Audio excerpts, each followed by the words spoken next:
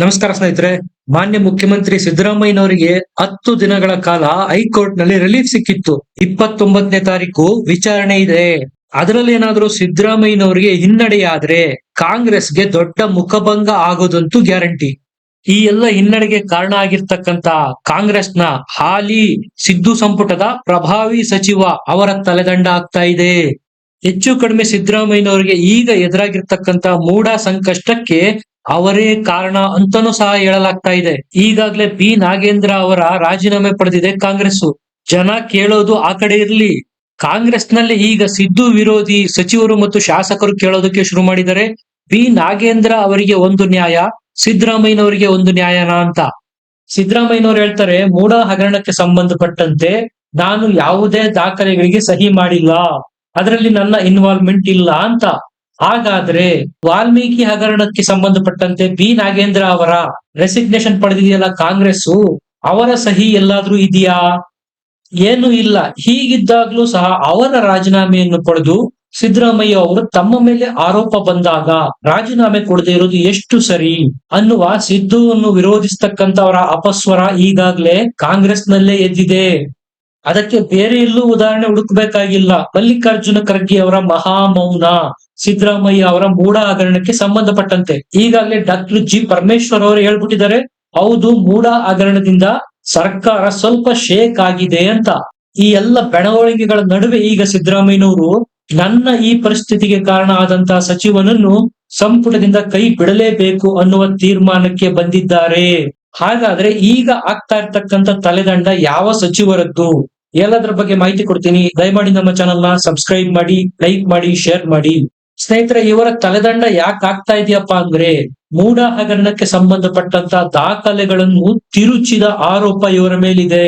ಪ್ರತಿಪಕ್ಷದವರು direct ಆಗಿ ವಾಗ್ದಾಳಿ ಮಾಡ್ತಾ ಇದ್ದಾರೆ, ಇನ್ನು ಇವರನ್ನು ಸಂಪುಟದಲ್ಲಿ ಯಾಕೆ ಇಟ್ಕೊಂಡಿದ್ದೀರಾ ಅಂತ.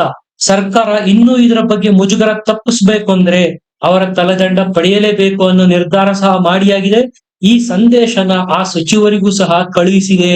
ಪ್ರಾರಂಭಿಕ ಹಂತದಲ್ಲಿ ಸಿದ್ದರಾಮಯ್ಯ ಅವರು ಮೂಡ ಹಗರಣನ ಬಹಳಷ್ಟು ಲೈಟ್ ಆಗಿ ತೆಗೆದುಕೊಂಡಿದ್ರು. ಅವರ ಮೊದಲ ಸ್ಟೇಟ್ಮೆಂಟ್ ಗಳನ್ನ ನೀವು ಗಮನಿಸಿರ್ಬೋದು. ನಾವೇನು ಕೇಳಿದ್ವಾ, ನಾವೇನು ಪತ್ರ ಬರೆದು ಇಂತಲ್ಲೇ ಸೈಟ್ ಕೊಡಿ ಅಂತ ಏನಾದ್ರೂ ಬೇಡಿಕೆ ಇಟ್ಟಿದ್ವಾ ಅಂತೆಲ್ಲ ಹೇಳಿದ್ರು. ಈಗ ಅದೇ ಅವರಿಗೆ ಮುಳುವಾಗುವ ಪರಿಸ್ಥಿತಿ ಬಂದೊದಗಿದೆ. ಯಾಕಂದ್ರೆ ಮೂಡಕ್ಕೆ ಅವರ ಪತ್ನಿಯೇ ಪತ್ರ ಬರೆದಿರುವುದು ಬೆಳಕಿಗೆ ಬಂದಿದೆ. 3 ಜನ ದೂರುದಾರರು ದಾಖಲೆ ಬಿಡುಗಡೆ ಮಾಡ್ತಾ ಇದ್ದಾರೆ, ಒಂದರ ಮೇಲೆ ಒಂದರಂತೆ.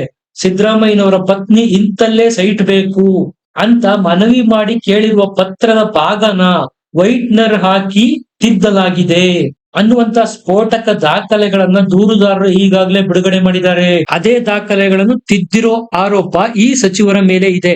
ಪ್ರತಿಪಕ್ಷದವರು ಈಗಾಗಲೇ ಆರೋಪ ಮಾಡಿದ್ದಾರೆ, ಹೆಲಿಕಾಪ್ಟರ್ ನಲ್ಲಿ ಹೋಗಿ ದಾಖಲೆಗಳನ್ನು ಒತ್ತು ತರಲಾಗಿದೆ, ಅದನ್ನು ತಿರುಚಲಾಗಿದೆ, ಫೋರ್ಜರಿ ಮಾಡಿದ್ದಾರೆ. ನೀವೇ ನೋಡಿ, ಒಟ್ಟಾರೆಯಾಗಿ ಈಗ 2 ಹಗರಣಗಳು ಬಯಲಿಗೆ ಬಂದಿರೋದು. ಒಂದು ಎಸ್ಟಿ ಅಭಿವೃದ್ಧಿ ನಿಗಮದ್ದು, ಮತ್ತೊಂದು ಮೂಡ ಹಗರಣ. ಎಸ್ಟಿ ಅಭಿವೃದ್ಧಿ ನಿಗಮಕ್ಕೆ ಸಂಬಂಧಪಟ್ಟಂತೆ ಈಗಾಗಲೇ ನಾಗೇಂದ್ರ ಅವರ ತಲೆದಂಡ ಆಗಿದೆ. ಆದ್ರೆ ಮೂಡದಲ್ಲಿ ಏನಾಗ್ತಾ ಇದೆ, ತಪ್ಪು ಮಾಡಿದವರ ತಲೆದಂಡ ಯಾಕೆ ಆಗ್ತಾ ಇಲ್ಲ ಅನ್ನೋದನ್ನೇ ಪ್ರತಿಪಕ್ಷದವರು ಕೇಳ್ತಾ ಇದ್ದಾರೆ. ಅದಕ್ಕೆ ಕಾರಣ ಆಗಿರ್ತಕ್ಕಂಥ ಸಚಿವರ ತಲೆದಂಡ ಯಾಕೆ ಆಗ್ತಾ ಇಲ್ಲ ಅಂದ್ರೆ ನಾನ್ ಮಾತಾಡ್ತಿರೋದು ದಾಖಲೆಗಳನ್ನು ತಿರುಚಿದ್ದಾರೆ ಅನ್ನೋದ್ರ ಬಗ್ಗೆ. ಅವರು ಸಿದ್ದು ಬಣಕ್ಕೆ ಸೇರಿದವರು ಅಂತ ಅವರ ತಲೆದಂಡ ಆಗ್ತಾ ಇಲ್ವಾ ಅಂತ ಸ್ವಪಕ್ಷದಲ್ಲಿರ್ತಕ್ಕಂಥ ಸಿದ್ದರಾಮಯ್ಯ ವಿರೋಧಿಗಳೇ ಈಗ ಪ್ರಶ್ನೆ ಮಾಡೋದಕ್ಕೆ ಶುರು ಮಾಡಿದ್ದಾರೆ. ಒಂದಂತೂ ಸ್ಪಷ್ಟ, 29ನೇ ತಾರೀಕು ಸಿದ್ದರಾಮಯ್ಯನವರ ಕುರ್ಚಿಯ ಭವಿಷ್ಯ ನಿರ್ಧಾರ ಆಗಲಿದೆ. ಅಕಸ್ಮಾತ್ ಏನಾದ್ರೂ ಸಿದ್ದರಾಮಯ್ಯ ಅವರ ವಿರುದ್ಧ ಪ್ರಾಸಿಕ್ಯೂಷನ್ಗೆ ಅನುಮತಿ ಕೊಟ್ಟಿರ್ತಕ್ಕಂಥ ಅಂದ್ರೆ ರಾಜ್ಯಪಾಲರು ಪ್ರಾಸಿಕ್ಯೂಷನ್ಗೆ ಅನುಮತಿ ಕೊಟ್ಟಿರ್ತಕ್ಕಂಥದ್ದು ಸರಿಯಾಗಿದೆ ಅಂತ ಹೈಕೋರ್ಟ್ ಏನಾದ್ರೂ ಎತ್ತಿ ಹಿಡಿದ್ರೆ ಮೊಟ್ಟ ಮೊದಲ ತಲೆದಂಡ ಈ ಸಚಿವರದ್ದೇ ಆಗುತ್ತೆ. ಅವರು ಬೇರೆ ಯಾರು ಅಲ್ಲ, ಸಿದ್ದು ಸಂಪುಟದ ಪ್ರಭಾವಿ ಸಚಿವರಾಗಿರ್ತಕ್ಕಂಥ ಭೈರತಿ ಸುರೇಶ್. ಸಿದ್ದರಾಮಯ್ಯ ಅವರ ಬಣದಲ್ಲಿ ಗುರುತಿಸಿಕೊಳ್ತಾರೆ. ಅವರದ್ದೇ ಕುರುಬ ಸಮುದಾಯಕ್ಕೆ ಸೇರಿದ ನಾಯಕರಾಗಿದ್ದಾರೆ ಭೈರತಿ ಸುರೇಶ್ ಅವರು. ಈಗ ಸಿದ್ದರಾಮಯ್ಯ ಅವರು ಅವರ ರಾಜೀನಾಮೆ ಪಡೆಯದೆ ಹೋದರೆ ತಪ್ಪು ಸಂದೇಶ ಕೊಟ್ಟಂತಾಗತ್ತೆ. ದಾಖಲೆಗಳನ್ನು ಭೈರತಿ ಸುರೇಶ್ ಅವರು ತಿರುಚಿದ್ದಾರೆ ಅನ್ನೋ ಆರೋಪ, ಗಂಭೀರ ಆರೋಪ ಅವರ ಮೇಲಿದೆ. ಈಗಾಗಲೇ ಭೈರತಿ ಸುರೇಶ್ ಅವರು ರಾಜೀನಾಮೆಗೂ ಸಹ ಮುಂದಾಗಿದ್ದಾರೆ ಅಂತ ಹೇಳಲಾಗ್ತಾ ಇದೆ. ಕೆಲವೇ ತಿಂಗಳ ಅಂತರದಲ್ಲಿ ಸಿದ್ದು ಸಂಪುಟದ ಮತ್ತೊಂದು ವಿಕೆಟ್ ಬೀಳುವ ಎಲ್ಲ ಸಂಭವನೀಯತೆಗಳು ಇದೆ. ಇನ್ನ ತನಿಖೆ ಕುಣಿಕೆ ಏನಾದ್ರೂ ಬಿಗಿಯಾದ್ರೆ ಖುದ್ದು ಸಿದ್ದರಾಮಯ್ಯನವರೇ ಕುರ್ಚಿಯಿಂದ ಇಳಿಯುವ ಪರಿಸ್ಥಿತಿ ಬಂದ್ರೂ ಯಾವುದೇ ಆಶ್ಚರ್ಯ ಈ ಕ್ಷಣಕ್ಕೆ ಇಲ್ಲ. ಸ್ನೇಹಿತರೆ, ಭೈರತಿ ಸುರೇಶ್ ಅವರ ಖಾತೆ ನಗರಾಭಿವೃದ್ಧಿ ಖಾತೆ, ಮೂಡ ಹಗರಣ ಸಹ ಅವರ ಖಾತೆ ಅಂಡರ್ ನಲ್ಲೇ ಬರುತ್ತೆ. ಅದರಲ್ಲೂ ಜೆಡಿಎಸ್ ನ ಕುಮಾರಸ್ವಾಮಿ ಅವರಂತೂ ಭೈರತಿ ಸುರೇಶ್ ಅವರೇ ಇದಕ್ಕೆ ಕಾರಣ, ಅವ್ರು ರಾಜೀನಾಮೆ ನೀಡಬೇಕು ಅನ್ನುವ ಬೇಡಿಕೆಯನ್ನು ಸಹ ಇಟ್ಟಿದ್ರು. ನಿಮ್ಗೆಲ್ಲ ಗೊತ್ತಿದೆ, ದೂರುದಾರರು ರಿಲೀಸ್ ಮಾಡಿರ್ತಕ್ಕಂಥ ಪತ್ರ ಸಿದ್ದರಾಮಯ್ಯ ಅವರ ಪತ್ನಿ ಪಾರ್ವತಮ್ಮನವರು ಬರೆದಿದ್ದು ಅನ್ನಲಾಗ್ತಾ ಇದೆ. ಅದರಲ್ಲಿ 2ನೇ ಪೇಜ್ ಅಲ್ಲಿ ಕೆಲವೊಂದು ಲೈನ್ಗಳಿಗೆ ವೈಟ್ನರ್ ಹಾಕಲಾಗಿದೆ. ಆ ವೈಟ್ನರ್ ಹಾಕಿರೋ ಜಾಗದಲ್ಲೇ ಸಿದ್ದರಾಮಯ್ಯ ಅವರ ಪತ್ನಿಯವರು ನಮಗೆ ಬದಲಿ ಜಾಗವನ್ನು ವಿಜಯನಗರ ಅಥವಾ ವಿಜಯನಗರದ ಬಡಾವಣೆಯಲ್ಲೇ ಇಂತಲ್ಲೇ ಕೊಡಬೇಕು ಅಂತ ಸಹ ಪರ್ಟಿಕ್ಯುಲರ್ ಆಗಿ ಮೆನ್ಷನ್ ಮಾಡಿದ್ದಾರೆ ಅನ್ನೋದು ದೂರುದಾರರ ಆರೋಪ.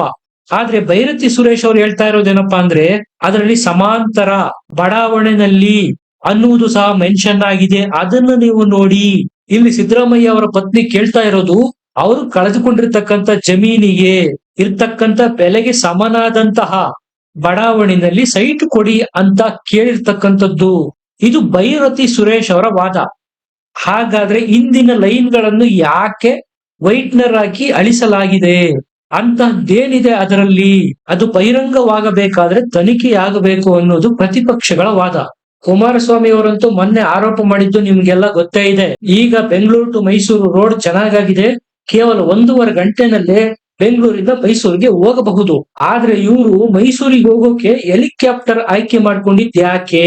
ಇವ್ರು ಮಾಡ್ತಾ ಇರೋ ಆರೋಪ ಏನಪ್ಪಾ ಅಂದ್ರೆ, ಮೂಟೆಗಟ್ಟಲೆ ಮೂಡಕ್ಕೆ ಸಂಬಂಧಪಟ್ಟ ಫೈಲ್ಗಳನ್ನು ಹೆಲಿಕಾಪ್ಟರ್ ನಲ್ಲಿ ತುಂಬಿಕೊಂಡು ಬಂದು ನಾಪತ್ತೆ ಮಾಡಲಾಗಿದೆ.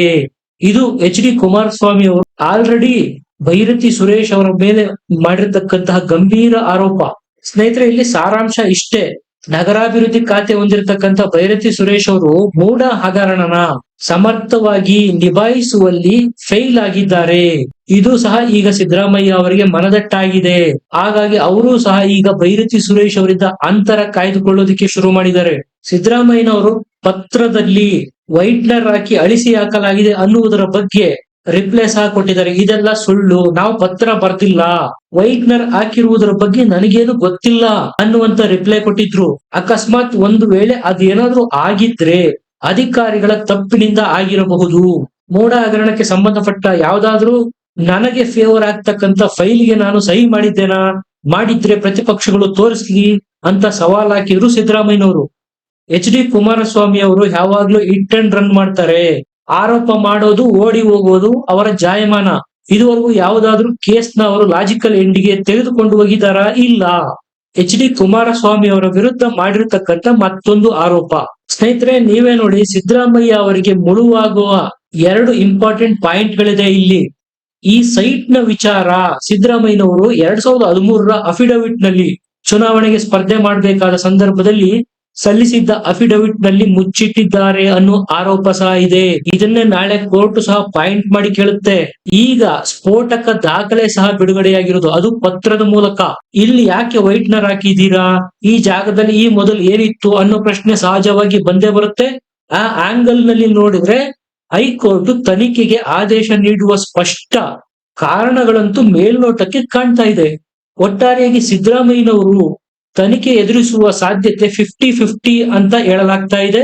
ಒಂದು ವೇಳೆ ತನಿಖೆ ಎದುರಿಸುವ ಪರಿಸ್ಥಿತಿ ಏನಾದ್ರೂ ಬಂದ್ರೆ ಮೊದಲ ತಲೆದಂಡ ಆಗೋದು ಭೈರತಿ ಸುರೇಶ್ ಅವ್ರದ್ದು ಅಂತ ಹೇಳಲಾಗ್ತಾ ಇದೆ. ನಿಮ್ಗೇನನ್ಸುತ್ತೆ? ಕಮೆಂಟ್ ಮಾಡಿ ತಿಳಿಸಿ, ಲೈಕ್ ಮಾಡಿ, ಶೇರ್ ಮಾಡಿ, ನಮ್ಮ ಚಾನಲ್ ನ ಸಬ್ಸ್ಕ್ರೈಬ್ ಮಾಡಿ. ಮತ್ತೆ ಸಿಗೋಣ. ನಮಸ್ಕಾರ.